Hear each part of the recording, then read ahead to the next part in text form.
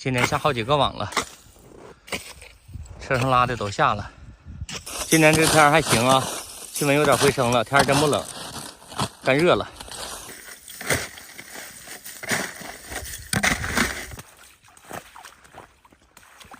这面水就浅，可能这边的有这个土坝围着，这面就是风稍微有点那个啥呗，小点这块就是洞的浅。不像说之前洞都1米深呢，这块有半米吧，一会儿就全漏了。现在都有点出汗了。插3、5的挂子啊，挂鲫鱼的。现在鱼也不愿意动弹了，给这下几天再起吧。